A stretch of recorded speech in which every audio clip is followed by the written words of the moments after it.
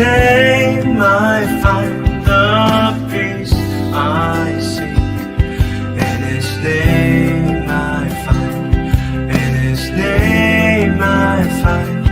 In His name I find the joy I seek.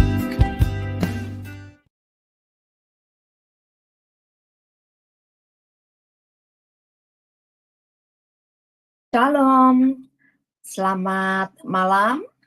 Kami ucapkan kepada Bapak, Ibu, dan saudara-saudari yang dikasihi Tuhan Yesus yang bergabung dari Indonesia, dan kami mengucapkan selamat pagi bagi saudara yang bergabung dari Amerika dan Kanada, dan selamat sore kami ucapkan bagi saudara-saudari yang bergabung dari Eropa. Dan kami juga mengucapkan selamat bergabung kembali di channel Sema Adonai yang melalui Zoom dan juga melalui YouTube Cahaya Firman Plus, dan bagi yang menyaksikan siaran tunda nanti serta yang menyaksikan melalui TikTok. Dan kami sangat berterima kasih dan bergembira Bapak Ibu boleh bergabung kembali dalam pembelajaran Bible Study kami, yaitu Sejarah Penebusan. Ya, ucapan syukur kita panjatkan kepada Tuhan kita Yesus Kristus atas kasih karunia dan anugerahnya, juga untuk penyertaan serta pelindungan Tuhan, hingga hari ini kita boleh berkumpul dan juga diberi kesempatan bersekutu kembali di Sema Adonai untuk belajar firman Tuhan bersama-sama.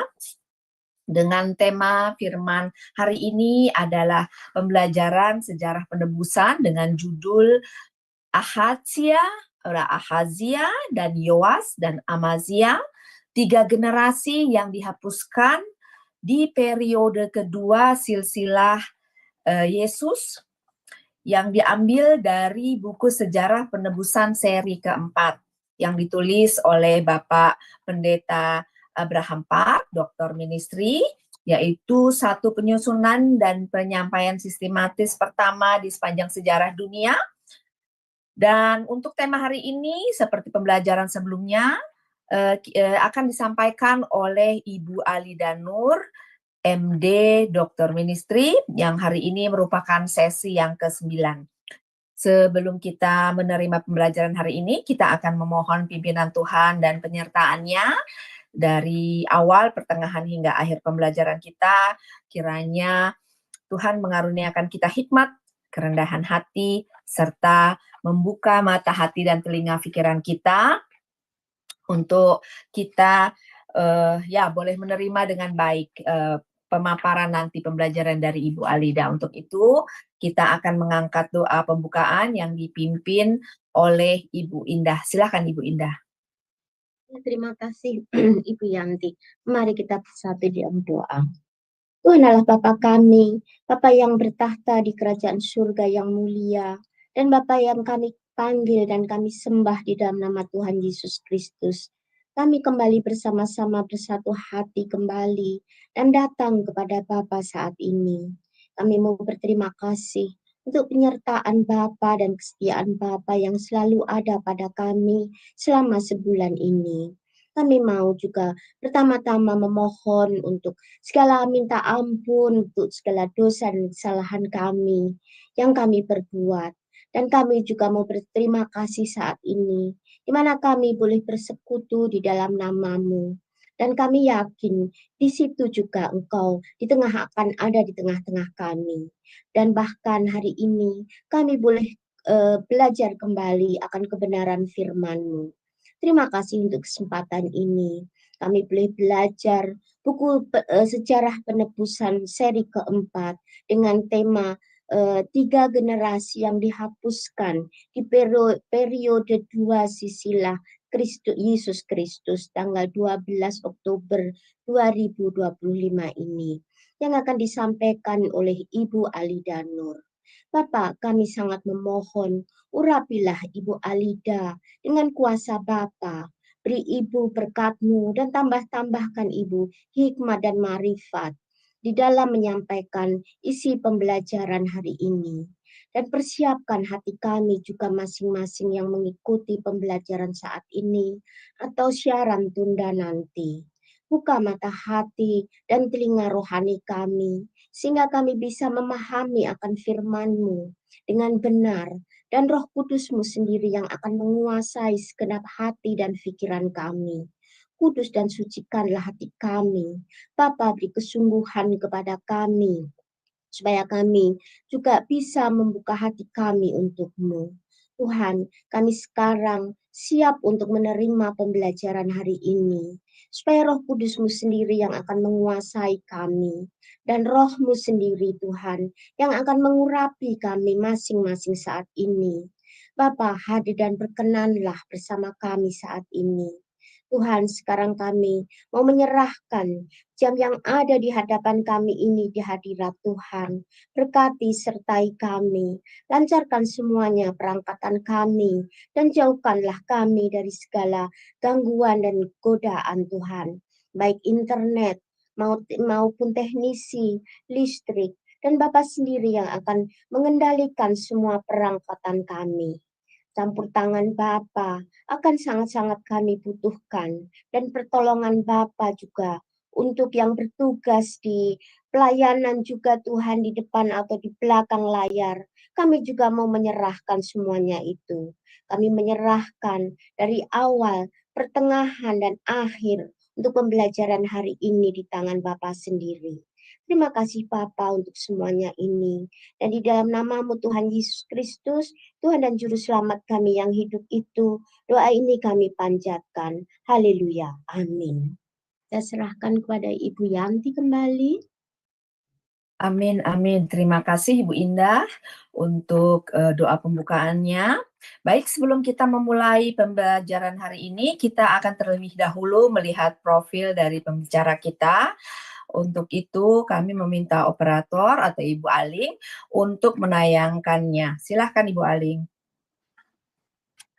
Salam semua, pada kesempatan kali ini, kita ingin memperkenalkan seorang hamba Tuhan yang luar biasa, yakni Ibu Alida Nur, MDiv Dimin. Beliau lahir di Semarang pada tanggal 23 Juni tahun 1970. Ibu Alida telah menikah dan dikaruniai 3 orang anak serta 1 orang cucu. Pendidikan. Pada tahun 1992 Bachelor of Science BSc dari San Francisco State, USA. Pada tahun 1997 Master of Divinity MDiv dari The Presbyterian Assembly Theological Seminary, Orlando, Florida, USA.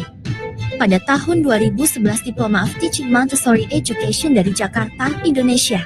Pada tahun 2014 Doctor of Ministry D.Min dari Breed Theological Seminary dan Graduate School, Orlando, Florida, USA. Pelayanan, melayani KTB ibu-ibu di Jerman sejak Februari tahun 2022 sebagai pengajar melalui Zoom meeting.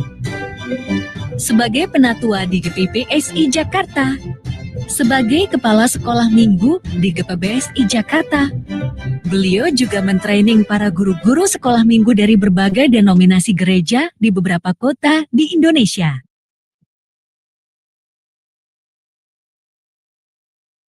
Ya, terima kasih Ibu Aling. Demikian profil dari pembicara kita hari ini.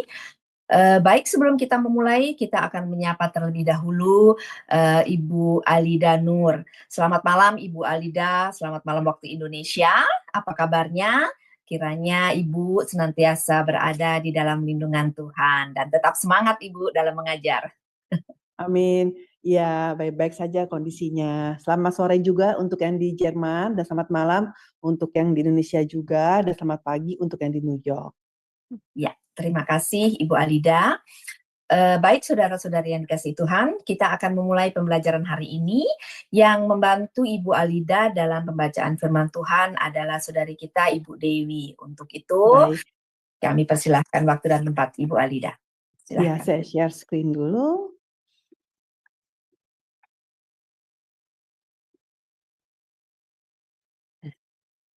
Oke.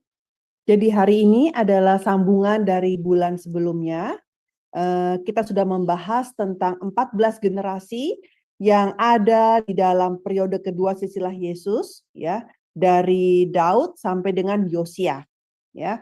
Dan di antara Daud sampai Yosia itu ada 3 generasi yang dihilangkan. Jadi hari ini kita mau bahas tentang 3 raja tersebut. Nah, kalau kita melihat, ya, kita lihat di sini, ini dia, ya. Kita waktu itu membahasnya setelah dari Yoram, kemudian kita membahas langsung Usia. Ya, masih ingat Usia itu yang terkena kusta ya di dahinya. Dan Yoram ini dia yang menikah dengan Atalia, ya. Ayahnya Yoram ini adalah Yosafat kan ya, yang terkenal, dan jadi dia besanan ya. Jadi dia Yosafat dengan Raja Ahab dari Israel Utara itu dia besanan, dan sehingga Atalia ini masuk ke Yehuda, ya. Atalia ini istrinya. Nah, kita lihat ya, sebenarnya 3 generasi. Kenapa saya bilang 3 generasi? Karena yang biasanya tuliskan raja ya, raja dari keturunan Daud ya. Atalia ini kan bukan keturunan Daud ya, dia Ratu Atalia ya kan. Jadi kalau dibilang ada berapa penguasa, ya tentu ada 4 penguasa, tetapi yang generasinya itu ada 3 generasi yang dihapuskan, yaitu Ahasia, Yoas, dan Amasya.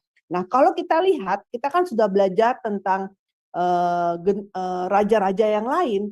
Raja-raja yang lain juga buruk ya, ada banyak yang buruk ya, yang bukan berarti Ahasia, Yoas, Amasya ini lebih buruk daripada Ahaz misalkan seperti itu ya kan. Tapi mengapa Tuhan itu sampai spesial ya 3 raja ini dihapuskan? Itu kalau kita lihat itu ya dari nubuat dari keluarga Ahab. Ya, waktu itu keluarga Ahab itu dinubuatkan bahwa akan dihapuskan semuanya keturunan Ahab. Ya, nah Atalia ini anak Ahab. Ya, jadi yang berhubungan dengan Atalia itu juga dihapuskan. Ya, mereka juga menyembah berhala, tetapi yang lebih spesial dari sini adalah karena mereka berhubungan dengan Atalia. Dan kalau kita belajar lagi mengenai 10 perintah ya, 3-4 generasi itu dihapuskan. Nah, kenapa? Ahasia ini adalah anak Atalia, Yoas cucunya Atalia, dan Amasya cicit Atalia. Berarti 3 generasi dari Atalia. Bersama dengan Atalia jadi 4 generasi itu dihapuskan oleh Tuhan. Ya. Sekarang kita mau lihat siapa sih itu Atalia? Ya. Atalia ini adalah anak perempuan dari Ahab dan Izebel. Ya, Raja Israel Utara yang terkenal itu Omri, keluarga Ahab. Ya, dinasti Ahab ini ya, dinasti Omri ini yang terkenal, Ahab dan Izebel. Nah, Izebel itu siapa? Izebel ini bukan orang Israel. Ya, Izebel sendiri adalah putri Raja Sidon. Ya, nah siapa itu Sidon? Sidon kalau kita melihat silsilah, ya, dia adalah anak sulung dari Kanaan. Ya, jadi kita lihat ya, kita sudah belajar buku kedua yang di mana umat Israel itu pergi ke tanah Kanaan, ya kan? Jadi tanah Kanaan ini tentu yang paling besar anak sulungnya yaitu Sidon seperti itu, ya. Jadi kita lihat dari situ. Berarti Ahab ini menikah dengan penduduk asli di situ ya, dengan orang Sidon. Nah, jadi dengan Izebel, putri Sidon itu masuk ke menjadi keluarga Israel Utara, maka penyembahan Baal pun masuk. Nah, Izebel ini pun kalau kita nanti belajar, dia adalah ratu yang sangat jahat. Ya, dia yang mempelopori untuk membunuh nabi-nabi Tuhan semua. Ini nanti kita kalau belajar tuh ada Nabi Elia yang terkenal tuh di zamannya Ahab sama Izebel. Ya, seperti itu. Nah, sekarang dia punya anak perempuan namanya Atalia. Atalia pun sama jahatnya seperti ibunya. Ya, dan Atalia itu menikah dengan Yoram. Ya, Yoram ya. Dan Yoram kenapa dia menjadi jahat? Karena punya istri yang sangat jahat seperti itu. Jadi Ahab juga menjadi sangat jahat karena Izebel. Begitu juga Yoram menjadi jahat karena Atalia.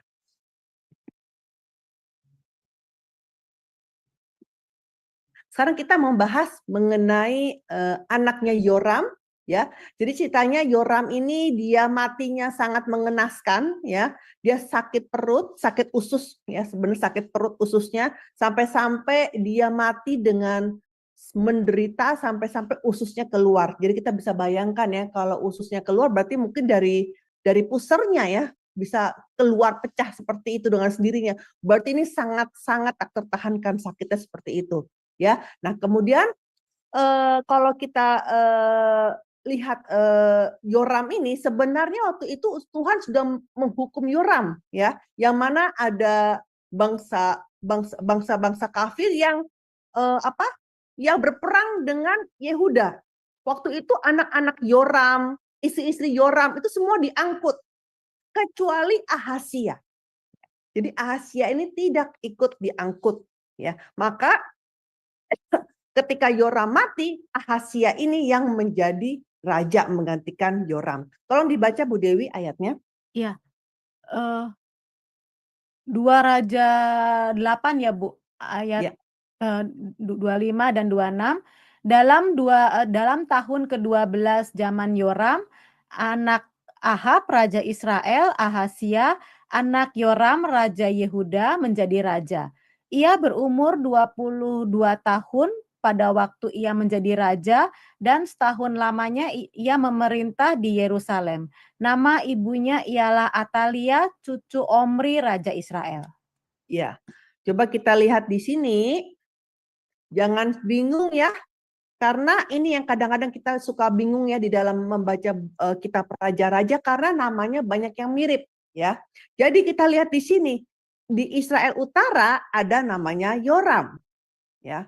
Nah, di Yehuda Selatan ada namanya Yoram. Yoram Yehuda Selatan ini kan anaknya Yosafat, ya kan? Nah, Yoram ini adalah anaknya Ahab. Berarti dia kakak beradik dengan Atalia, ya, seperti itu, ya. Jadi waktu Ahazia menjadi raja, waktu itu pamannya, ini Yoram berarti paman ya, karena dia itu saudaranya Atalia, saudara ibunya. Ya, pamannya itu juga lagi menjadi raja di situ, ya. Omri ini siapa? Omri ini adalah ayahnya Ahab, ya. Jadi Omri, Ahab, jadi Omri generasi pertama, Ahab generasi kedua, ya.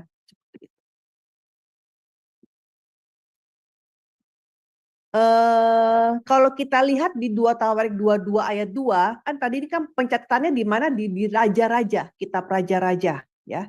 Oh ya, by the way, di antara semua raja-raja Yehuda Selatan, yang paling singkat pemerintahannya itu adalah Ahazia, ya. Ahazia hanya memerintah 1 tahun, ya. Kemudian yang kedua Amon, ya. Amon hanya memerintah juga 2 tahun, ya. Nah, kita lihat di sini di raja-raja dibilang waktu dia menjadi raja dia berumur 22 tahun. Tapi di Tawarik, di kitab Tawarik ditulis dia berumur 42 tahun. Kalau gitu yang mana yang benar? Nah, kita harus melihat bahwa Yoram ayahnya itu mati ketika di usia 39 tahun. Jadi tidak mungkin kalau anaknya lebih tua daripada ayahnya.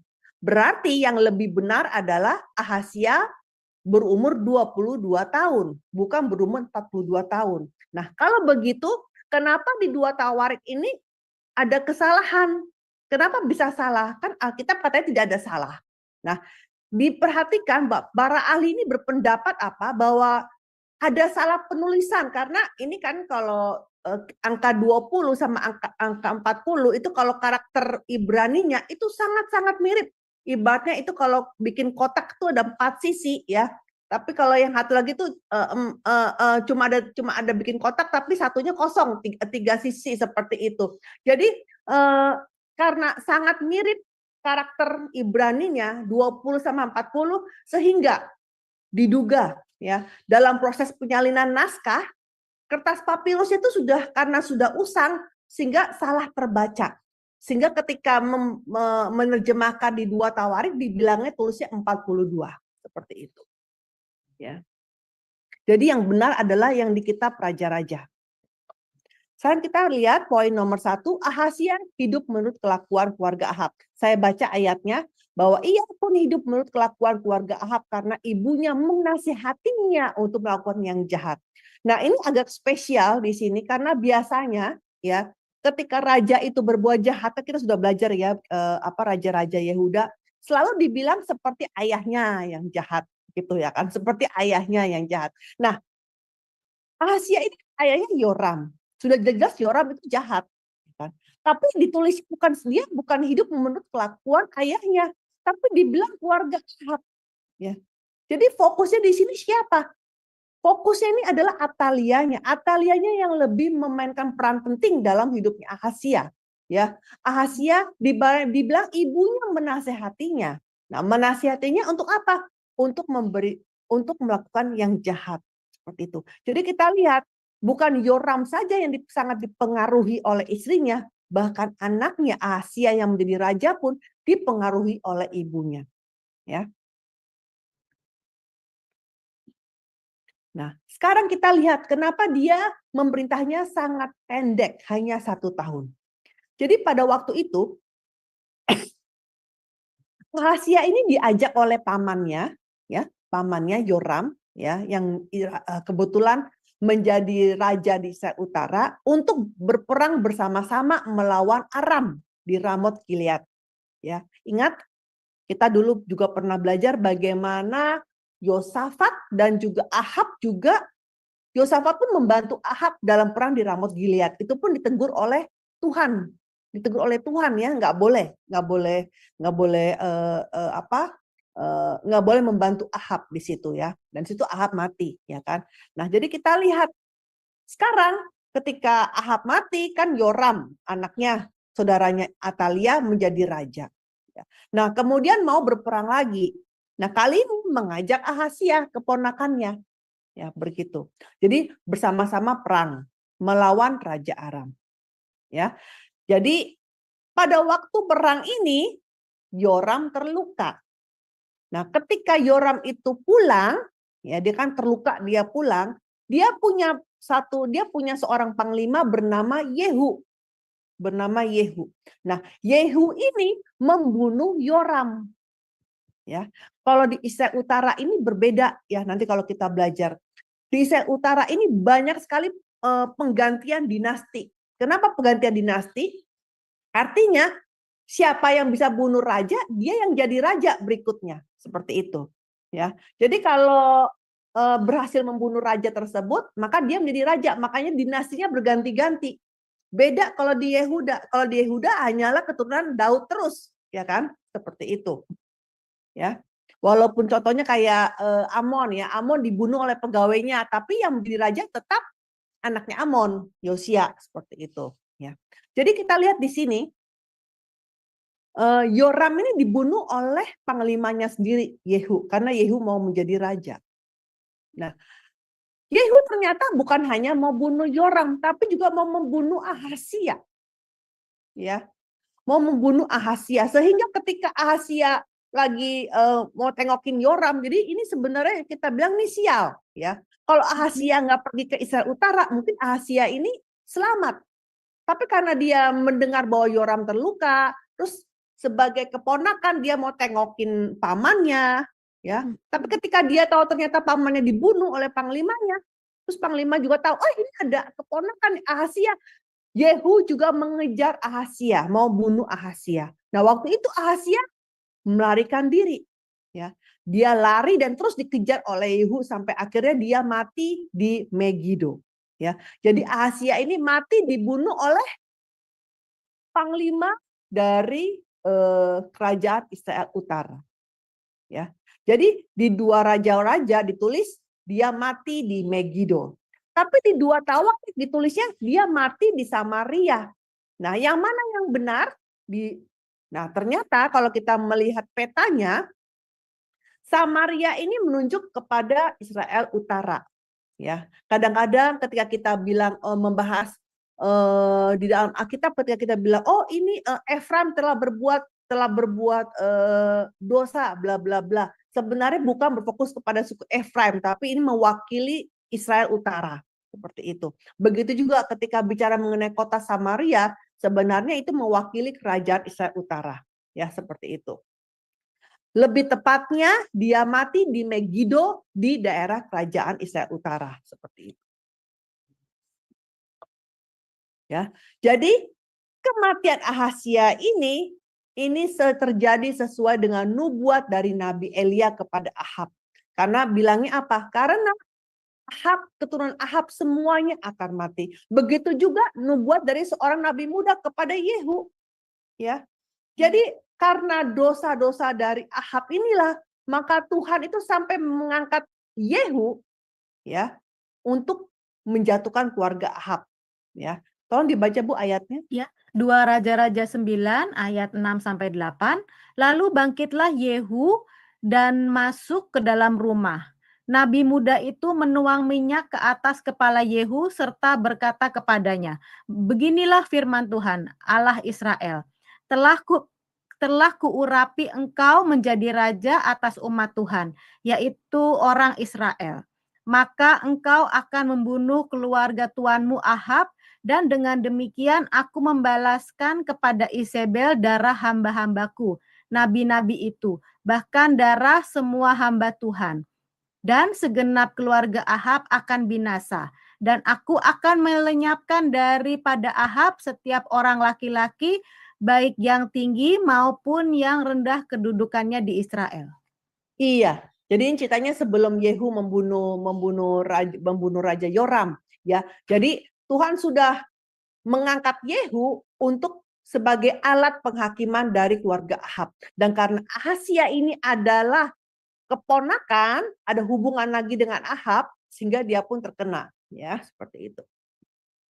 Nah, arti nama Ahasia adalah Tuhan telah memegang. Ya, tapi Ahasia ini tidak hidup sesuai namanya. Dia hanya menjadi raja sangat-sangat pendek, ya, karena dia tidak dipegang oleh Tuhan. Ya, jadi baru jadi raja langsung mati. Ya. Selain itu, Ahasia juga punya arti lain, yaitu namanya milik Allah. Ya, nah kalau kita menjadi milik Allah, kita pasti mendapat perlindungan.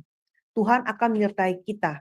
Tapi kalau tidak menjadi milik Allah, maka Tuhan pasti lepaskan, ya, akan ditepis, ya. Tuhan nggak akan pegang, ya. Kalau seorang ayah memegang anak, maka anak itu tidak apa-apa karena dijaga. Tapi karena itu bukan anak saya, bukan milik saya, ya saya tidak pegang. Seperti itu. Tuhan lepaskan. Nah, seperti itu, ya. Maka Ahasia nasibnya seperti demikian, ya. Maka itu kita haruslah jangan menjadi seperti Ahasia, kita harus hidup dengan rendah hati, kita harus menjadi milik Allah yang dipegangnya dengan tangan kanannya. Amin. Kemudian yang kedua, ketika Ahasia ini mati, kemudian harusnya yang menjadi raja adalah anaknya Ahasia. Ya. Tetapi ternyata yang menjadi penguasa berikutnya adalah ibunya, yaitu Atalia. Ya, tolong dibaca ayatnya, Bu. Ya, 2 Raja-Raja 11 ayat 1, ketika Atalia ibu Ahasia melihat bahwa anaknya sudah mati, maka bangkitlah ia membinasakan semua keturunan raja. Kita bisa bayangkan betapa jahatnya Atalia ini. Anaknya sudah mati, malah dia mau membinasakan semua keturunan raja. Ya, berarti bibit-bibitnya semuanya keturunan Daud. Ya mungkin keponakan-keponakannya. Kan biasa begitu ya, kalau misalkan suatu raja ya, terus dia nggak punya anak. Oh nanti berarti yang menjadi raja mungkin adiknya, seperti itu. Yang pasti masih ada hubungan keluarga, seperti itu. Ya kan? Tapi di sini kita lihat bahwa Atalia mau jadi ratu sendiri. Begitu egoisnya dia sampai dia mau membunuh cucu-cucunya sendiri. Seperti demikian. Ya, berarti ini luar biasa ya. Dan arti namanya orang yang ditekan Tuhan. Aduh, jangan kasih nama ya, namanya Atalia. Kita nggak boleh kasih nama orang yang ditekan Tuhan. Itu berarti nasibnya seperti apa orang yang ditekan oleh Tuhan. Ya. Jadi kita lihat poin yang satu, Atalia membinasakan semua keturunan raja. Jadi kita lihat bahwa kenapa ya Atalia itu membinasakan semua keturunan raja, padahal itu kan darah daging dia sendiri. Karena dia itu mau menghapuskan semua keturunan Daud dan dia mau mendirikan dinasti Raja Ahab. Ya, jadi kita bisa bayangkan bahwa Atalia ini kan sebenarnya bukan keturunan Daud, ya kan? Dia hanya kebetulan di kerajaan Yehuda karena dikawinkan. Jadi yang dia mau dirikan adalah sebenarnya adalah dinasti ayahnya. Ya, dia mau mendirikan itu. Ya. Jadi dengan dia, tetapi kita melihat setan itu memakai Atalia. Ya. Mungkin kalau kita secara luar kita akan melihat, oh ya itu memang kejahatannya Atalia saja. Tapi kalau kita melihat di dalamnya, setan itu ada lagi maksudnya, yaitu apa? Mau memutuskan perjanjian Daud. Ya. Karena Tuhan sudah berjanji kepada Daud bahwa Mesias akan datang lewat keturunan Daud. Ya. Jadi dengan keturunan Daud itu dibasmi, berarti Mesias tidak bisa datang. Seperti itu. Jadi Atalia itu dipakai oleh setan supaya Mesias tidak bisa datang dan membinasakan semua keturunan Daud. Ya. Tolong dibaca ayatnya, Bu. 2 Raja-Raja 11 ayat 2 dan 3. Tetapi Yoseba anak perempuan Raja Yoram, saudara perempuan Ahasia, mengambil Yoas bin Ahasia, menculik dia dari tengah-tengah anak-anak raja yang hendak dibunuh itu, memasukkan dia dengan inang penyusunya ke dalam gudang tempat tidur, dan menyembunyikan dia terhadap Atalia sehingga dia tidak dibunuh. Maka tinggallah dia 6 tahun lamanya bersama-sama perempuan itu dengan bersembunyi di rumah Tuhan, sementara Atalia memerintah negeri. Iya. Coba tadi ini sama ya arti namanya ya. Kadang-kadang Yoseba, kadang juga Yosabat ya. Ada artinya Yosabat sama Yoseba itu sama. Nah, ini Yosabat ini berarti kan dia adalah saudara perempuan dari Ahasia. Ya. Berarti ini hubungan Yosabat dengan Yoas yang masih kecil ini itu hubungannya tante ya, tante sama keponakan seperti itu. Ya, jadi dia menyelamatkan keponakan dia Ahasia yang baru berumur 1 tahun dan disembunyikan. Yang lainnya sudah dibunuh oleh Atalia. Ya, seperti itu. Nah, kebetulan ya tantenya ini saudara perempuan dari Ahasia ini juga menjadi istri dari Imam Yoyada. Ya, menjadi Imam Yoyada. Jadi kita lihat ya. Yang luar biasa di sini adalah apa? Atalia itu mau berusaha memutuskan supaya Mesias tidak bisa datang. Tetapi yang menolong dia siapa? Yang supaya ada satu keturunan benih yaitu Yoas, yaitu Yosabat kan? Yosabat ya atau Yoseba itu ya istri dari Imam Yoyada yang apa? Yang menyembunyikan Yoas.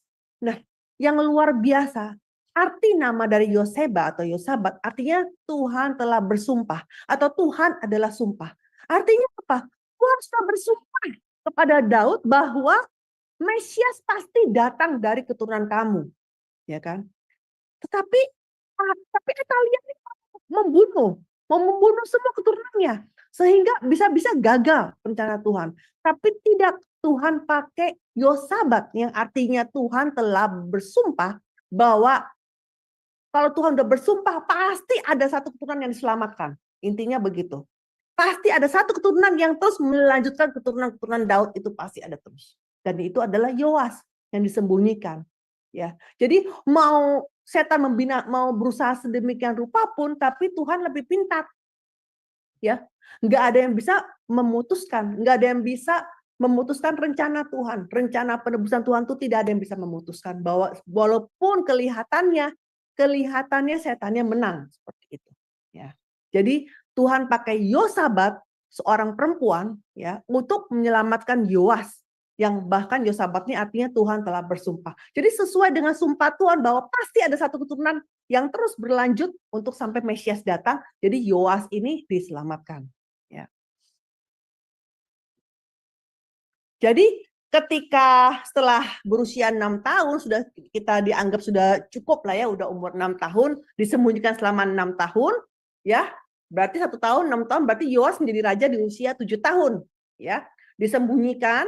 Itu Atalia tidak tahu. Jadi setelah berusia 7 tahun, kemudian Imam Yoyada kemudian melakukan reformasi. Nah, revolusi, bukan reformasi, sorry. Nah, ketika mengadakan revolusi ini, tentunya harus hati-hati supaya Atalia tidak tahu. Maka revolusi itu diadakan di hari Sabat. ya. Jadi ketika hari Sabat, bahkan orang-orang Lewi ya disuruh pegang senjata semua, suruh mengelilingi raja, menjaga raja. Juga rakyat juga semua memegang senjata seperti itu ya. Jadi ketika Imam Yoyada itu lagi melantik, lagi mengurapi Yoas, lagi mau ditaruh mahkotanya kepada Yoas, ya itu akhirnya berhasil ya, berhasil sehingga kemudian Atalianya ketika kaget, Atalia kan pasti kaget dong, loh masih ada ternyata keturunan Daud ya. Ya kemudian Atalia bilang apa? Kianat, kianat, dan kemudian Atalia melarikan diri tapi kemudian mati dibunuh ya. Ya, jadi ini yang tadi saya sudah jelaskan ya. Jadi ketika Imam Yoyada itu melantik Yoas ya, dipakaikan mahkota, kemudian dibacakan hukum Allah, dinobatkan, baru kemudian orang-orang pada berseru, hiduplah raja, ya orang-orang sangat bersuka cita, ya karena ternyata ada keturunan Daud yang masih hidup. Jadi mereka pengharapan mereka pulih kembali, mereka ada harapan lagi seperti ini, sehingga mereka menjadi sangat bersemangat dan membela Imam Yoyada. Ya, sehingga pada akhirnya Atalia dan juga pengikutnya itu mati dibunuh ya. Jadi ketika Atalia mati dibunuh, kemudian semua yang tempat mesbah-mesbah Baal ya, tiang-tiangnya semuanya itu juga dihancurkan, bahkan imam Baal yang bernama Matan pun juga dibunuh ya. Jadi kita lihat ya, setelah Atalia dibunuh ya, kota menjadi tenang ya. Jadi penduduk menjadi bersukacita karena sudah ada harapan baru keturunan Daud yang masih ada, yang tersisa yaitu Yoas.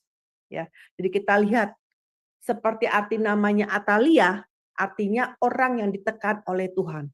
Jadi orang yang berdiri melawan Tuhan itu pasti akan ditekan oleh Tuhan. Ya, pasti mati dengan tragis. Ya. Sekarang arti nama Yoas. Arti namanya Tuhan kuat. Tolong dibaca Bu Dewi. Ya, 2 Tawarikh 24 ayat 1-3. Yoas berumur 7 tahun pada waktu ia menjadi raja. Dan 40 tahun lamanya ia memerintah di Yerusalem. Nama ibunya ialah Zibda dari Beersheba. Yoas melakukan apa yang benar di mata Tuhan selama hidup Imam Yoyada. Yoyada mengambil 2 orang istri bagi dia. Dari mereka ia mendapat anak laki-laki dan anak perempuan. Iya, masih ingat ceritanya bagaimana Ahasia ini mati dibunuh oleh Yehu ya. Jadi ketika Raja Yoram itu mati dibunuh oleh Yehu dan di waktu yang sama juga berbarengan Ahasia juga mati, kemudian di Israel Utara siapa yang jadi raja? Yaitu Yehu. Ya. Jadi kita lihat bahwa ini di sini nih dinastinya berganti ya. Jadi ketika Yehu sudah memerintah 7 tahun ya, Yoas baru mulai memerintah dan kali ini dia cukup lama memerintahnya yaitu memerintah 40 tahun. Ya. Dan dikatakan bahwa Yoas melakukan apa yang benar di mata Tuhan selama hidup Imam Yoyada. Ya. Nah, karena ada Imam Yoyada, ketika Yoas si kecil ini masih ketika menjadi raja, apa yang Yoas lakukan? Dia memperbaiki rumah Tuhan. Karena selama ini di zamannya Atalia, selama Atalia menjadi ratu selama 6 tahun, kan tentunya bait suci sudah dirusak. Ya, jadi Yoas memperbaiki bait sucinya. Ya, nah tapi kan ada sumbangan. Jadi ceritanya begini, ada sumbangan untuk merenovasi bait suci. Tapi uang sumbangannya dari rakyat itu nggak dipakai. Jadi bait sucinya ini nggak diperbaiki sampai tahun ke-23 pemerintahan Yoas. Jadi bisa bayangkan, 20 tahun lebih nggak dibetulin bait sucinya. Ya. Jadi mereka terima uang persembahan tapi nggak dipakai buat perbaikan, tapi untuk hal-hal yang lain. Seperti itu. Ya. Karena itu, apa yang kemudian Yoas lakukan? Kemudian dia baru mendesain ya sebuah peti sumbangan Ya, ini namanya peti sumbangan. Jadi khusus untuk perbaikan sumbangnya di sini seperti itu. Ya. Jadi sama mungkin kayak kita kalau di gereja mungkin mau kasih persembahan, ya, kasih persembahan. Nah, kemudian tapi persembahannya mungkin kadang-kadang ada 2 tema ya, yang satu untuk renovasi, ya, yang satu untuk persembahan yang umum, yang seperti itu. Jadi ini adalah persembahan yang khusus untuk biaya renovasi, ya seperti itu. Jadi kalau ada rakyat mau memberikan persembahan, kasih uang, tinggal cemplungin uangnya ke situ. Nah, dari situ, ya, mau tidak mau karena di dalam box ya, imam-imam tidak bisa pakai uang itu, ya, karena sudah mulai dikelola, ya. Dan kemudian kali ini Yoas udah meng-hire profesional-profesional, ya, meng-hire tukang-tukang bangunan yang ahli, ya, sehingga barulah itu bisa diperbaiki. Jadi kita lihat Yoas ini baik ya. Selama Imam Yoyada ini hidup, dia dibimbing oleh Imam Yoyada, bisa memperbaiki bait suci. Jadi harusnya bagus ya. Karena kenapa? Harusnya dia bisa masuk ke dalam silsilah Yesus. Tapi kenapa dia nggak bisa masuk dalam silsilah Yesus? Kita lihat. Nah, ini dia. Poin yang kedua, ternyata setelah Imam Yoyada mati, Yoas melupakan kasih karunia Tuhan dan menyembah berhala. Ya.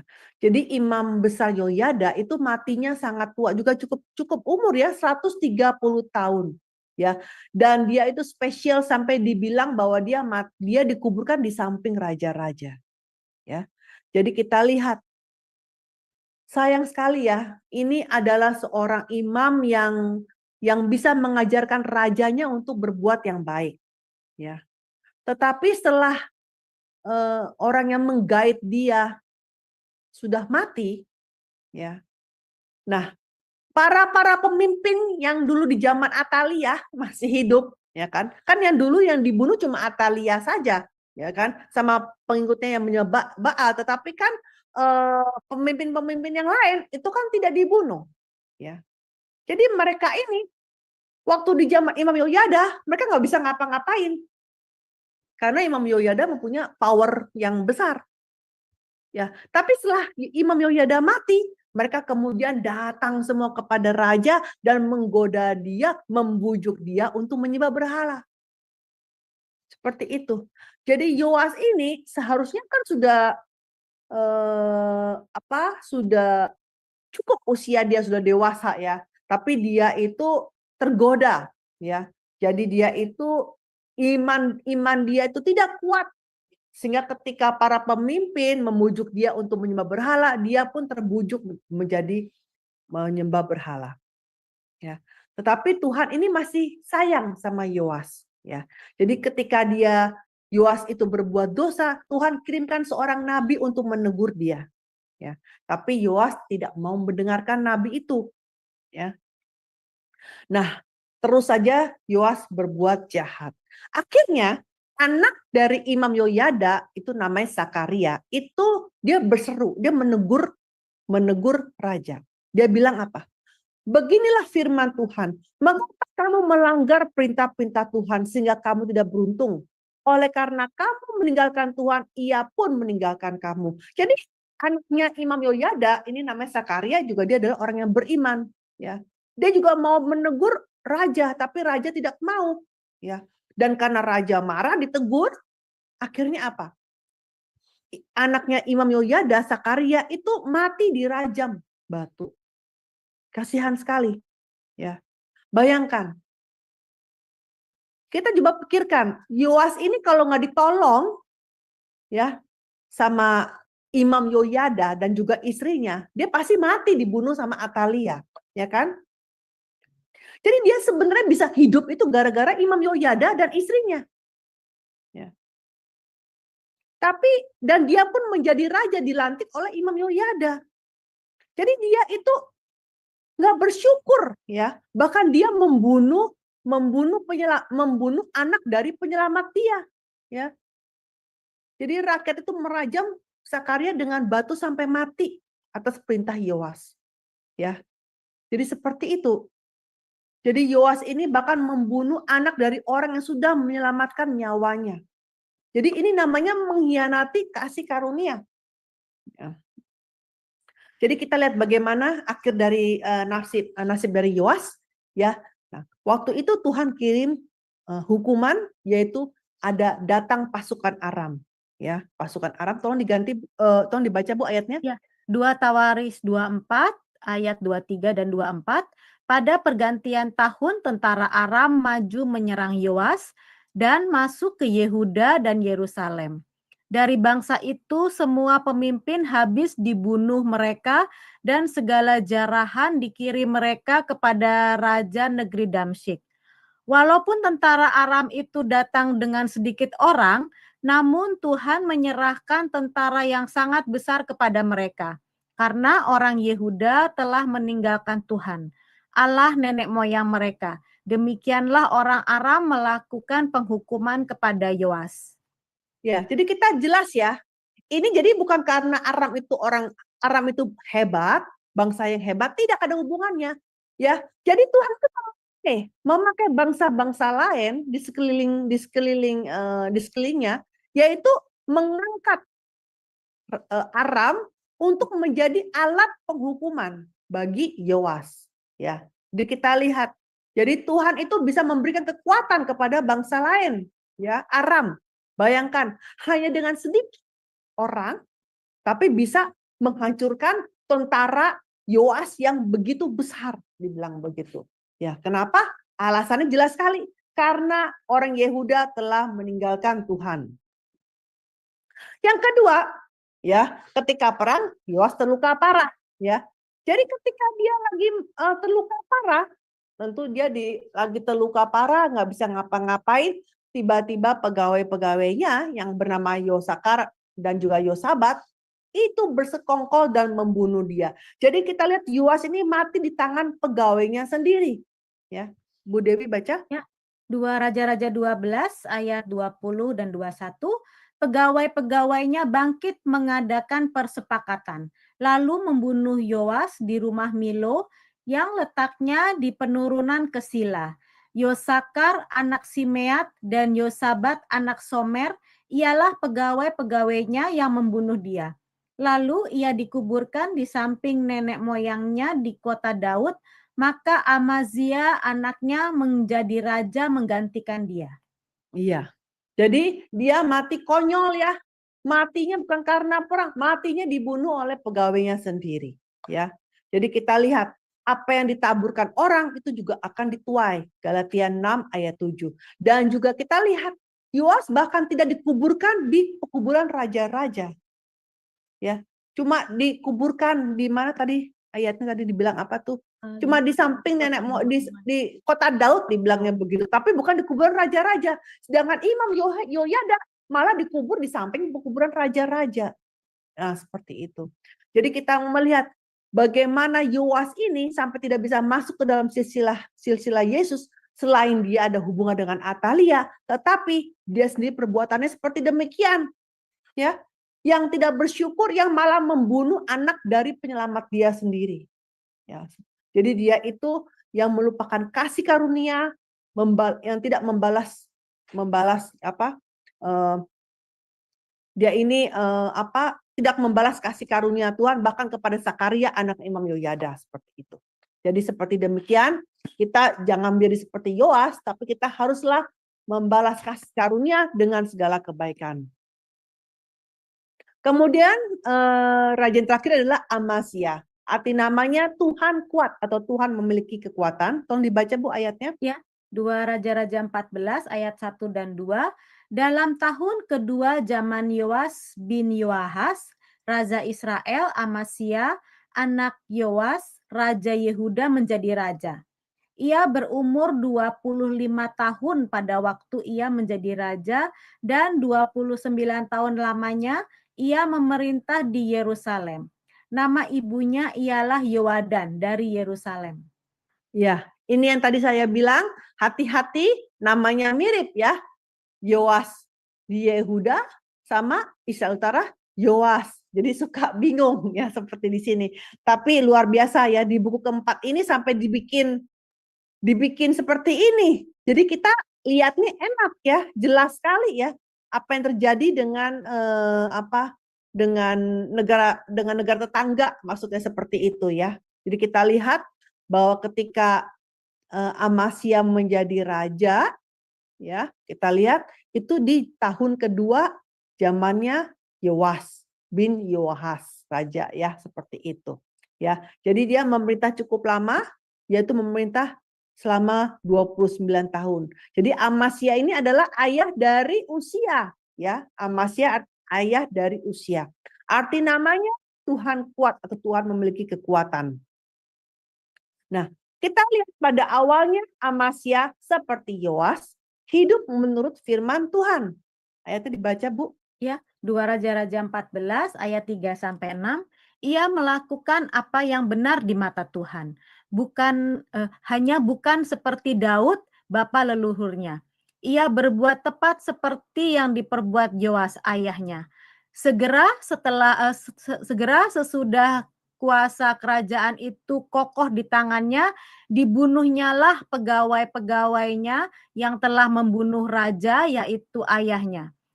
Tetapi anak-anak para pembunuh itu tidak dihukum mati olehnya, seperti yang tertulis di dalam kitab Taurat Musa, di mana Tuhan telah memberi perintah, janganlah ayah dihukum mati karena anaknya, janganlah juga anak dihukum mati karena ayahnya, melainkan setiap orang harus dihukum mati karena dosanya sendiri.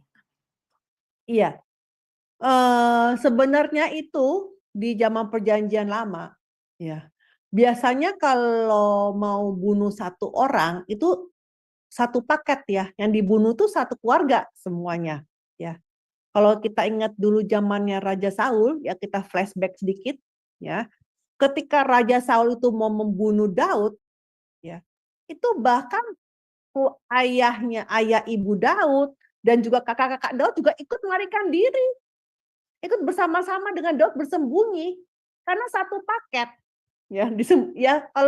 Kalau satu mau dibunuh, satu paket dibunuh, biasanya seperti itu ya, satu keluarga semua dibunuh, bahkan kadang-kadang sampai keluarga agak jauhnya pun dibunuh, bahkan teman-teman dekatnya pun dibunuh, seperti itu ya. Tapi di sini Amasya, kenapa dia bilang melakukan apa yang benar di mata Tuhan? Karena dia ini agak unik ya. Dia itu hanya membunuh orang yang bersalah, tapi keluarganya tidak. Dia mau menaati firman yang di dalam hukum Taurat, kitab Taurat Musa. Seperti itu. Ya. Jadi kita lihat ya, mungkin bagi Amasya ini dia hatinya kesel sekali ya. Mungkin dia juga kepengen ya mau bunuh satu keluarga semuanya, seperti itu. Tapi dia mau mentaati firman Tuhan, ya, hanya membalas hukuman kepada orang yang membunuhnya, tapi keluarganya tidak. Nah, karena perbuatan yang dia yang demikian itulah maka diakui sebagai benar di mata Tuhan, meskipun dia tidak seperti Daud, maksudnya seperti itu. Jadi Alkitab jelas sekali mengatakan seperti demikian. Ya, tetapi sayangnya Amasya ini dia lebih bersandar pada kekuatan militer, ya. Jadi ketika dia menjadi raja, ya, dia merasa bahwa dia punya pasukan ini kayaknya kurang kuat, sehingga dia mau menyewa pasukan dari Israel Utara, ya.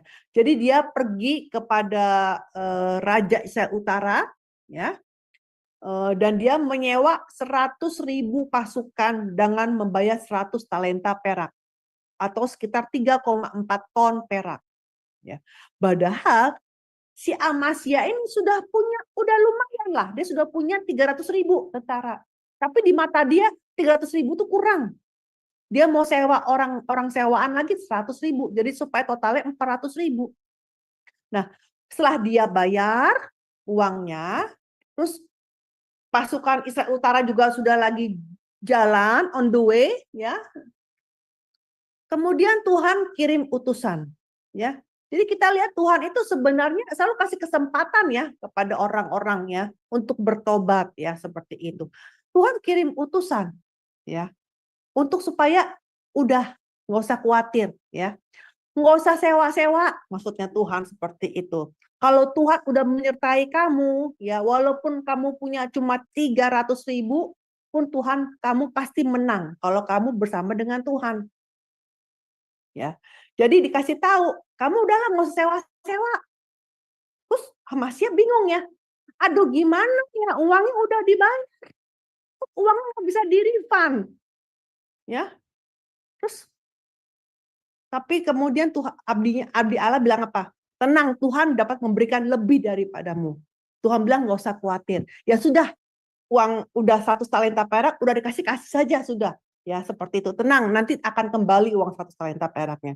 Jadi seperti itu. Ya. Nah, yang luar biasanya, Amasya ini taat loh, taat. Ya. Jadi dia oke lah. Jadi kita lihat bahwa Amasya ini masih ada baiknya. Terus dia pulangin itu. Udah, nggak jadi. Sana kamu pulang gitu, seperti itu. Ya, jadi disuruh pulang. Ya, uangnya walaupun nggak bisa di-refund, nggak apa-apa, kamu pulang, semua pulang. Lalu kemudian hanya dengan tentara yang 300.000 itu, kemudian dia berperang melawan bangsa lain, namanya Bani Seir. Nah, ketika perang, karena Amasya taat kepada perintah Tuhan, maka Amasya diberikan kemenangan. Ya, Bu Dewi tolong baca. Ya, 2 Tawarikh 25 ayat 10 sampai 12. Kemudian Amazia memisahkan pasukan yang datang bergabung kepadanya dari Efraim, supaya mereka kembali ke tempat tinggalnya. Maka sangat marahlah mereka kepada Yehuda. Mereka kembali ke tempat tinggalnya dengan marah yang menyala-nyala. Amasya mendapat keberanian lalu memimpin rakyatnya ke lembah Asin dan memukul kalah 10.000 orang dari Bani Seir. Selain itu, 10.000 orang ditawan hidup-hidup oleh Bani Yehuda dan dibawa ke suatu puncak bukit batu, lalu mereka dicampakkan dari bukit batu itu sehingga hancurlah mereka semua. Iya, jadi tanpa menggunakan pasukan yang sewaan ini, Amasya bisa bisa memperoleh kemenangan. Nah, sekarang kita pikirkan si pasukan Israel Utara. Sebenarnya happy dong ya, istilahnya dibayar tapi nggak ikut perang. Kan mungkin kalau saya jadi yang sebagai tentara, saya akan happy gitu ya. Kan saya dibayar, tapi nggak ikut perang gitu kan. Tapi kenapa ya mereka marah? Dibayar, bukannya di-refund uangnya. Karena kalau di zaman dahulu, kalau perang, kalau kamu sebagai pasukan yang ikut perang, kemudian kamu menang, kamu boleh menjarah barang-barangnya. Jadi kamu dapat bagian dari hasil jarahan itu, sehingga dapat upahnya itu selain digaji sebagai tentara, mereka pun dapat jarahan. Nah, jadi mereka merasa kecewa. Jadi nggak dapat jarahan seperti itu, ya kan? Dan apalagi mungkin bagi pasukan itu yang dibayar kan bukan dia, yang dibayar rajanya, ya, bukan pasukannya, seperti itu. Jadi pasukannya jadi marah gitu, nggak jadi mereka marah menyala-nyala. Tapi sebaliknya kita lihat Amasya, kita lihat di posisi Amasya, dia berhasil menang dengan tanpa bantuan dari Israel Utara. Ya, jadi kita lihat ya, meskipun Amasya ini secara hitung-hitungan dia sudah rugi, dia sudah mengeluarkan materi yang biaya yang sebenarnya tidak perlu, ya seperti itu, ya. Jadi harusnya ketika dia bertanya terlebih dahulu kepada Tuhan, dia tidak perlu mengeluarkan biaya sebesar itu, tapi karena dia tidak bertanya kepada Tuhan terlebih dahulu, maka dia rugi, ya. Seperti itu. Dan pasukan Israel Utara, apa yang terjadi ketika dia marah-marah? Ketika dia marah-marah, waktu dia on the way pulang, ada kadang-kadang dia melewati kota-kota Yehuda. Nah, itu pun mereka marah dan mereka sampai bunuh-bunuh dan merampas banyak jarahan. Jadi kita lihat, ya, ini adalah hasil dari Amasya ini tidak bertanya kepada Tuhan, ya. Dia menyewa orang, ya. Sehingga orang itu menjadi marah dan malah menewaskan 3.000 orang dan merampas banyak jarahan. Ya. Jadi gara-gara ini menjadi kerugiannya banyak, bukan hanya kerugian materi yang tadi yang 3,4 ton perak, juga jarahan dan juga 3.000 orang mati. Kemudian yang ketiga, nah ini salahnya Amasya. Amasya menyembah berhala dan menganiaya Nabi Allah. Tolong dibaca Bu ayatnya. 2 Tawarikh 25 ayat 14 sampai 16. Ketika Amazia kembali setelah mengalahkan orang-orang Edom itu, ia mendirikan para Allah Bani Seir yang dibawa pulang sebagai allahnya. Ia sujud menyembah kepada allah-allah itu dan membakar korban untuk mereka. Maka bangkitlah murka Tuhan terhadap Amasya. Ia menyuruh seorang nabi kepadanya yang berkata, "Bagaimana engkau mencari Allah suatu bangsa yang tidak dapat melepaskan bangsanya sendiri dari tanganmu?" Waktu nabi sedang berbicara, berkatalah Amasya kepadanya, "Apakah kami telah mengangkat engkau menjadi penasihat raja? Diamlah, apakah engkau mau dibunuh?" Lalu diamlah nabi itu setelah berkata, "Sekarang aku tahu bahwa Allah telah menentukan akan membinasakan engkau, karena engkau telah berbuat hal ini dan tidak mendengarkan nasihatku." Amin. Ya jujur aja dari semua raja kayaknya Amasya yang paling bodoh ya. Ya. Bayangkan, dia berhasil mengalahkan Bani Seir ya. Tapi dia malah membawa Allahnya Bani Seir sampai-sampai Tuhan bilang, "Ya kamu ngapain ambil Allah yang mana sama kamu aja dia nggak bisa tolong," gitu, seperti itu. Beda ya kalau zaman Ahaz ya. Zaman Ahaz ya, dia sampai merubah bait suci dari bangsa Asyur. Karena kenapa? Karena pada waktu itu bangsa Asyur adalah bangsa yang paling kuat ya, dan mereka dan negara-negara lain tuh kalah sama bangsa Asyur. Sehingga diasumsikan ya Allahnya Bani Asyur tuh kuat, sehingga membuat bangsanya menjadi kuat. Jadi masih maklum itu, seperti itu. Carinya Allah yang mana bangsanya kuat. Tapi ini lucu sekali ya kan. Bani Seirnya lemah. Sama Amasya aja kalah. Ya, berarti Allahnya aja sudah kalah. Tapi malah Amasya mengambil ya, mendirikan Allahnya Bani Seir. Jadi ini bodoh sekali. Ya, seperti itu. Ya. Jadi waktu itu nabi itu menegur ya. Jadi Tuhan masih baik sama Amasya, masih kirim nabi ya, nabi-nabi ya. Tapi Amasya menjadi sombong ya, dia tidak mau mendengarkan nasihat dari nabi itu ya.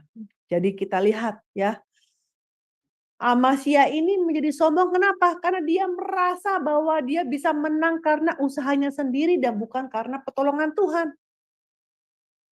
Jadi waktu itu ya, setelah dia merasa dia menang dengan Bani Seir, kemudian dia mau menantang Yoas. Ya. Kan tadi kan kalau kita lihat di diagram itu yang jadi raja di Israel Utara adalah namanya Yoas, ya kan. Jadi Amasya merasa, wah aku sudah menang nih dari Bani Seir. Aku mau tantang Yoas lah. Jadi dia tantang Yoas. Dan Yoas bilang, "Kamu nggak salah tiba-tiba ngajak perang sama aku gitu." Ya kan? Tapi kemudian Amasya tetap mau perang dan ternyata sudah dia kalah total dari Yoas. Seperti itu. Ya. Coba baca Bu ayatnya. 2 Tawarikh 25 ayat 17 sampai 20. Kemudian Amasya raja Yehuda mengadakan perundingan, lalu menyuruh orang kepada Yoas bin Yoahas bin Yehu raja Israel mengatakan, "Mari kita mengadu tenaga." Tetapi Yoas raja Israel menyuruh orang kepada Amasya raja Yehuda, "Pikirmu engkau sudah mengalahkan Edom, sebab itu hatimu mengangkat-ngangkat dirimu untuk mendapat kehormatan. Sekarang tinggal saja di rumah. Untuk apa engkau menantang malapetaka, sehingga engkau jatuh dan Yehuda bersama-sama engkau?" Tetapi Amasya tidak mau mendengarkan, sebab hal itu telah ditetapkan Allah yang hendak menyerahkan mereka ke dalam tangan Yoas, karena mereka telah mencari Allah orang Edom. Iya. Jadi ini bodoh kan Amasya.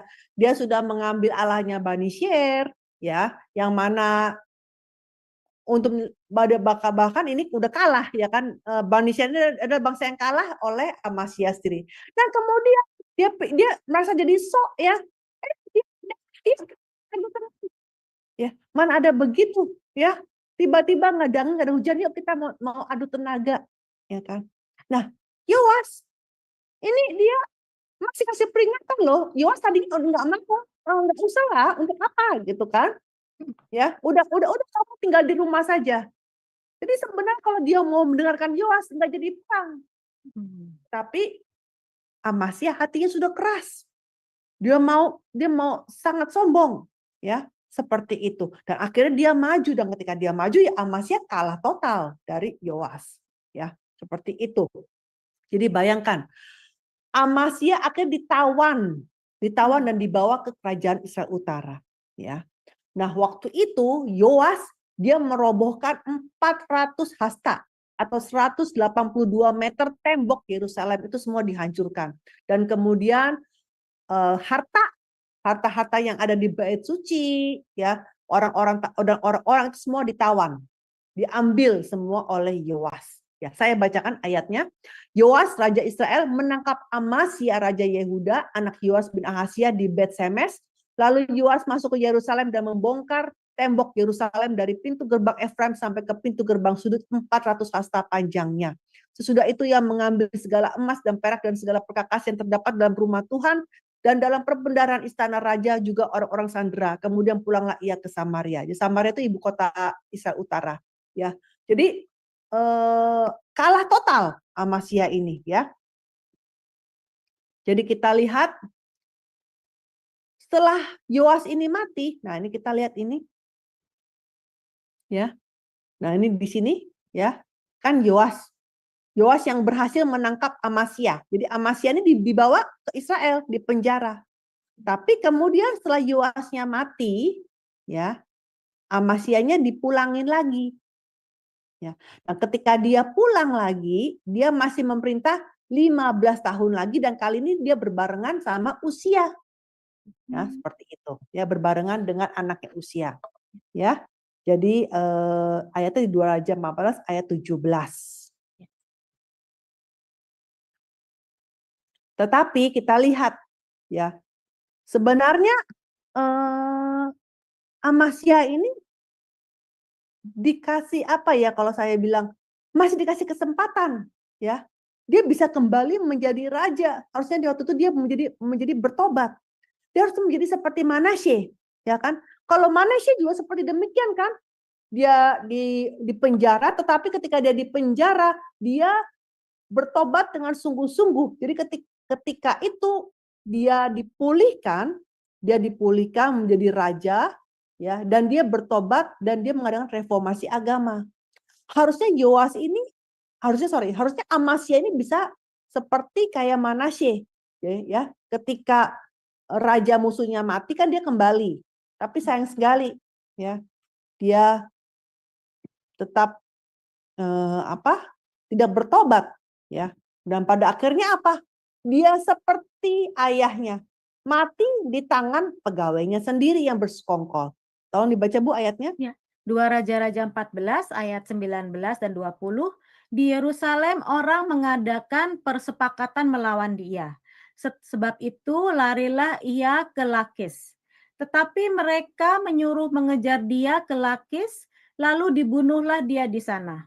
Diangkutlah dia dengan kuda, lalu dikuburkan di Yerusalem di samping nenek moyangnya di kota Daud. Ya, jadi seperti ayahnya, nggak dikubur di raja-raja, di tempat kubur raja-raja, ya.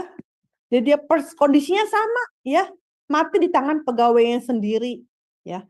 Kesimpulan, kita lihat bahwa ketiga generasi Ahazia, Yoas, Amasya dikeluarkan dari periode kedua, ya. Kenapa? Kita lihat di sini, Amasya, ya, dia sudah melihat ayahnya ini Yoas sudah melupakan kasih karunia Tuhan. Karena sudah melupakan kasih karunia Tuhan dan bahkan membunuh anak dari penyelamat dia, sehingga pada akhirnya dia pun mati di tangan pegawainya sendiri. Nah, tapi Amasya mengulangi kesalahan ayahnya yang sama, menempuh jalan yang dijalankan oleh ayahnya. Ya, Yoas dan Amasya itu kebetulan punya nama yang sama, artinya Tuhan itu kuat. Akan tetapi mereka itu menentang Tuhan yang kuat. Sehingga karena mereka menentang Tuhan yang kuat, pada akhirnya mereka berdua dibunuh oleh para pegawainya sendiri. Ya, jadi siapapun yang berdiri melawan Tuhan yang kuat pasti akan menerima penghakiman dari Tuhan. Ya, ayatnya Yesaya 3 ayat 1 dan Yeskiel 29 ayat 7. Jadi sampai di sini kita belajarnya. Mari kita tutup dengan doa. Bapa yang ada di sorga, kami sangat sungguh bersyukur atas firman-Mu pada hari ini. Yoas dan Amasya mati dengan tragis karena mereka sudah mengkhianati kasih karunia, mereka sudah melupakan kasih karunia dari Tuhan dan tidak menjalani kehidupan yang bersyukur. Bapa, tolong bimbinglah kami untuk kami tidak melupakan kasih karunia Bapa dalam hidup kami. Dan Bapa, biarlah kiranya Kau memberikan kami hati yang memiliki iman yang teguh dan juga agar kami bisa mempunyai kepekaan terhadap dosa, agar kami bisa menghindar dari dosa, dan agar kami bisa tidak lupa untuk menjalani kehidupan yang bersyukur dalam keadaan apapun. Kami berdoa dengan mengucapkan syukur dalam nama Tuhan Yesus. Amin. Amin, amin. Terima kasih Ibu Alida, penjelasan yang luar biasa tentang sejarah penebusan, penghapusan nama-nama dari 4 raja atau 3 raja yang dari keturunan Daud. Ya, mari kita serahkan seluruh hidup kita ke dalam tangan Tuhan, agar kita senantiasa dalam perlindungan Tuhan. Apapun rencana iblis akan ditumbangkan oleh Allah dengan caranya. Jangan mencoba menentang Tuhan, karena Tuhan akan menumbangkan penentang tersebut. Terima kasih. Kiranya pembelajaran firman sejarah penebusan yang kita dapat hari ini dapat kita mengerti dan tumbuh berakar di dalam hati kita, dan kita praktekkan di dalam kehidupan kita sehari-hari. Jangan kita menjadi sombong, dan marilah kita bangun iman kita yang telah dikaruniakan Allah kepada kita. Selanjutnya kita akan masuk ke dalam sesi tanya jawab. Bagi saudara-saudari yang mungkin masih belum mengerti atau masih belum puas dengan penjelasan Ibu Alida, masih ingin memperdalam lagi, kita akan memberi kesempatan kurang lebih 15 menit untuk tanya jawab. Ya, tanya jawab dimulai dari sekarang, 15 menit, silahkan.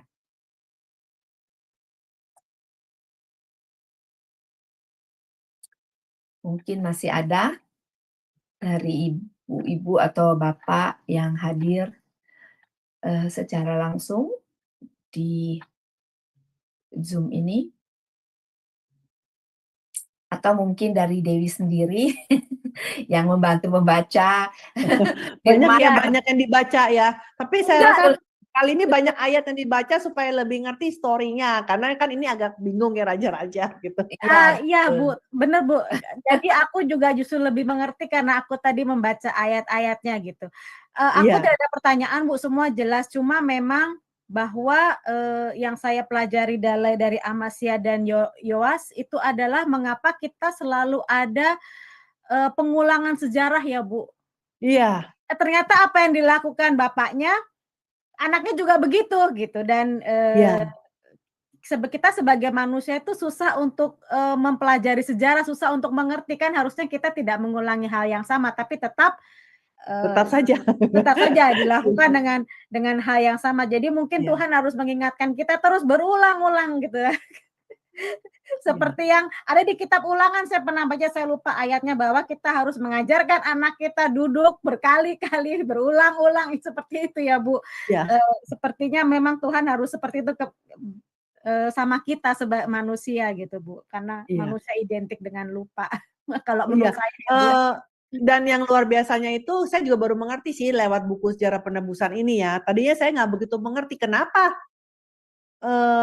mereka yang dikeluarkan, kan sebenarnya ada juga raja-raja yang lebih jahat-jahat juga ada gitu kan ya, seperti itu ya kan. Jadi Iya. ternyata ini karena ada hubungan dengan Atalianya ini gitu.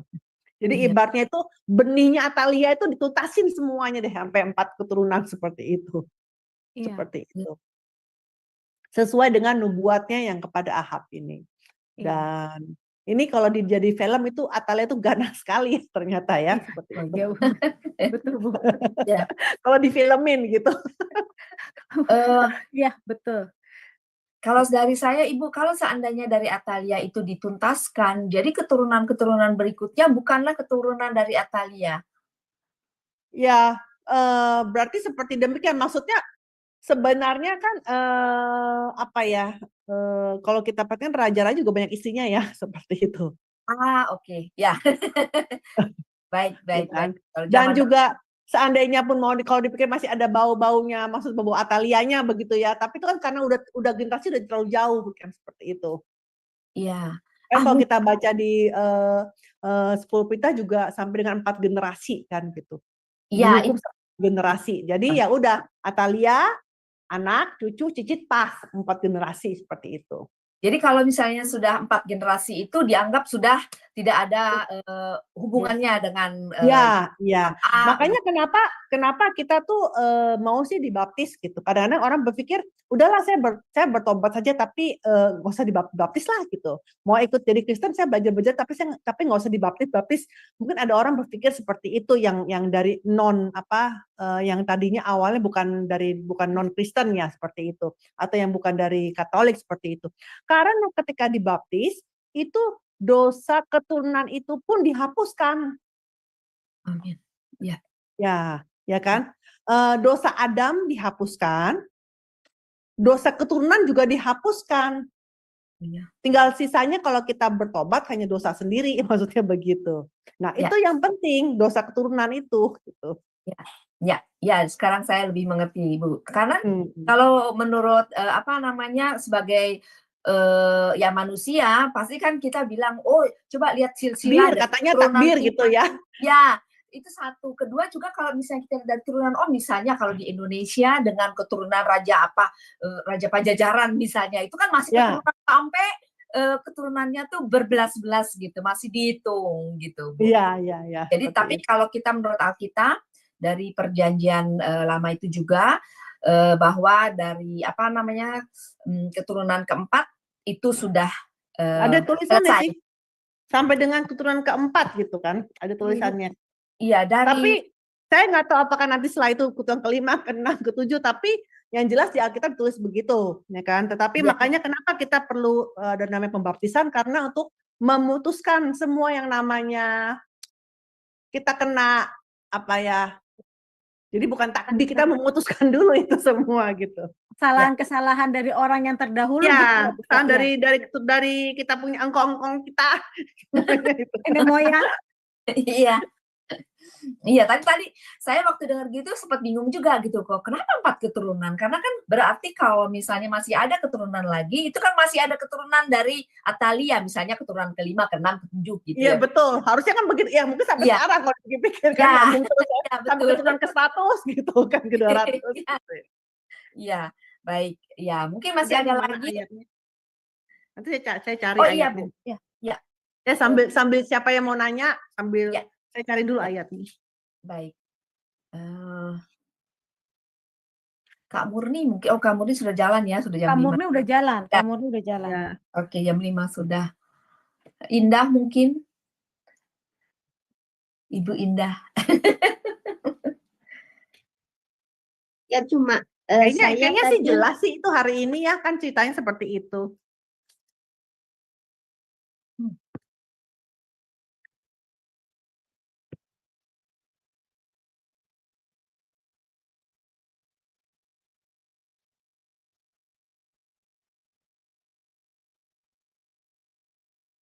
Aku juga lagi baca cari yang itu yang 3 generasi itu. Nih, Ulangan 5 ayat 9. Oh, Ulangan 5. Ulangan 5 ayat 9. Ayat ya. 9. Itu isinya itu kan kita mengenai 10 perintah. Iya.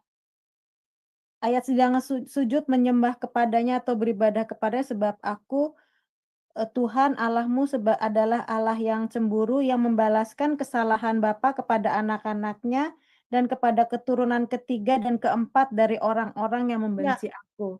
Ya, ketiga dan keempat. Ya, ya. ya untuk tulisannya sampai 4. Coba kalau itu sampai yang berapa? Untung sampai 4 ya. Betul. Ya, baik. Keturunan pertama tuh kita, jadi dihitung gitu kan. Jadi Ya, kayak Atalia tuh dihitung, keturunan 1 gitu kan. Terus anaknya, cucunya Cicit, sampai Punya Cicit lah. Cicit, sampai Cicit berarti ya. Oh, iya. Oh. Iya, Iya. berarti kita juga harus hati-hati ya Bu dalam ini dalam berbuat. Terus aku juga lihat dengan hukum tabur tua ya Bu yang Yoas juga kan dia membunuh Zakaria. Iya. Ya, itu kan dia udah diingatkan tapi dia juga bunuh Zakaria, itu kan juga dia dibalaskan lagi dibunuh oleh pegawainya kan gitu. Sampai Iya, anaknya kan juga dibunuh iya, juga kan ya seperti itu. dengan hal yang sama gitu kan. Ya. Jadi dia pun dihianati. Kan kalau dipikir kan kalau pegawainya kan sebenarnya orangnya dia. Berarti Ya, kan orang dihianati, terpercaya. ya kan? Dia dihianati. Dia bukan dibunuh oleh musuh, tapi dihianati oleh pegawainya sendiri. Seperti dia menghianati Imam Yoyada, Iya. Zakaria gitu. Betul, iya. Bahkan sebenarnya cuma saya nggak tulis di situ, di buku sejarah, di buku keempat ini sampai dijelaskan kata waktu Zakaria dirajam itu, kata dirajam itu sama ketika dia dibunuh oleh pegawainya itu dengan kata Ibrani yang sama. Jadi bukan cuma bunuh, tapi jadi dengan cara yang sama. Jadi kata Ibrani itu spesial, beda kalau dia dirajam begitu berarti dia juga mati sama persis seperti yang dilakukan oleh yang dialami oleh Zakaria seperti itu. Kalau dalam kitab Ibrani aslinya begitu. Kitab Ibrani gitu. Jadi seperti perjanjian lama ya Bu, mata ganti mata, gigi Ya, ganti mata gigi. dengan mata maksudnya Ya, seperti itu. iya, iya.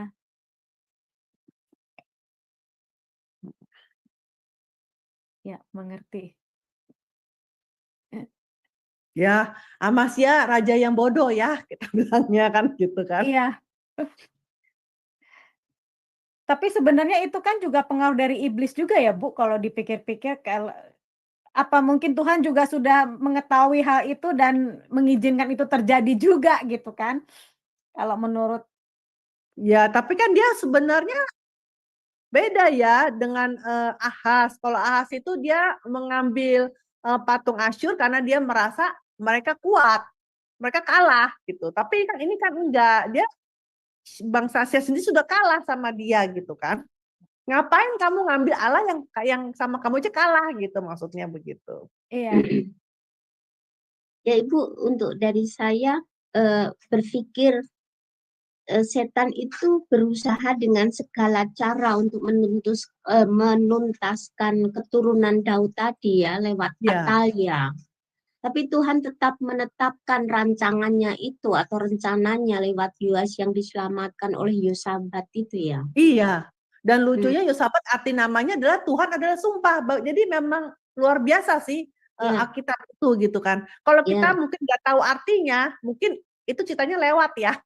Oh ya, tolong sama tantenya gitu, sama bibinya gitu kan. Kita rasa kita nggak tahu ada hubungannya apa. Tapi dengan hari ini kita belajar, kita baru mengerti. Wah, ternyata ada penyelenggaraan penebusan dari Tuhan, yang mana Tuhan itu tetap udah janji, udah bersumpah sama Daud bahwa harus Mesias itu akan datang dan dia pakai orang lain, pakai orang yang bernama Yosabat ini. Jadi seperti itu. Sebelum ada buku ini, saya kalau baca itu ya baca-baca begitu doang sih tanpa mengerti arti dalamnya begitu, cuma ya begitu.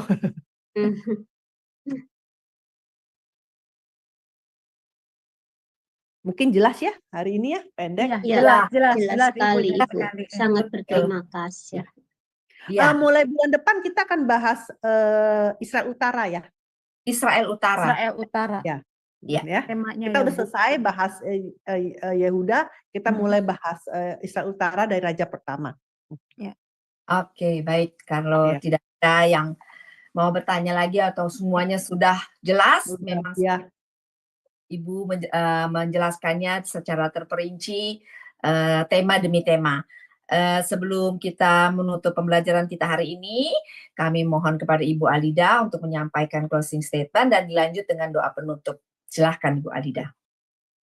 Ya, jadi hari ini kita belajar cuma satu sih, yaitu bahwa kita tidak boleh melupakan kasih karunia Tuhan. Itu saja.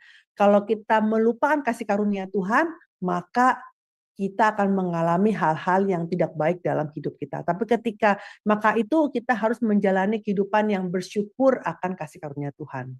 Ya. Jadi kita tutup dengan doa Bapa kami. Bapa kami yang ada di sorga, dikuduskanlah namamu, datanglah kerajaanmu, jadilah kehendakmu di bumi seperti di sorga. Berikanlah kami pada hari ini makanan kami secukupnya, dan ampunilah kami akan kesalahan kami. Seperti kami juga mengampuni orang yang bersalah kepada kami. Dan janganlah membawakan kami ke dalam pencobaan, tapi lepaskanlah kami daripada yang jahat, karena Engkau yang punya kerajaan dan kuasa dan kemuliaan sampai selama-lamanya. Amin. Amin, amin. Terima kasih.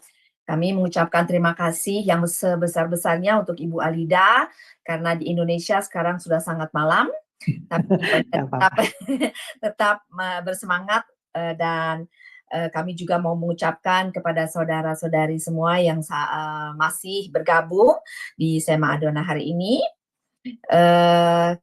Dan juga kami mau berterima kasih untuk Dewi yang sudah membacakan ayat-ayat Alkitab tadi, dan untuk Ibu Indah yang sudah membawa doa pembukaan. Terima kasih. Dan pertemuan yang selanjutnya di bulan November, yaitu tanggal 9 November, jam Indonesia masih tetap jam 20 dan jam 21 Bu, bukan jam 20. Jam 21 ya, jam 21. Dan waktu New York itu jam 9 pagi, karena jam kami sudah berubah. Di Eropa itu nanti jam 15 atau jam 3 sore. Terima kasih untuk kebersamaan kita hari ini, dan mengucap syukur juga untuk kemurahan Tuhan karena telah memberikan kesehatan kepada kita, sehingga kita boleh mempelajari sejarah penebusan ini sampai akhir jam sekarang ini. Ya, dan kami mengucapkan selamat beristirahat untuk Ibu Alida dan rekan-rekan semua yang berada di Indonesia, dan selamat beraktivitas bagi kami yang berada di Eropa. Dan kami memohon kiranya Tuhan terus memberikan kesehatan kepada kita, serta ya memohon agar Tuhan senantiasa memberkati dan menyertai kita semua. Tuhan Yesus memberkati. Salam. Shalom.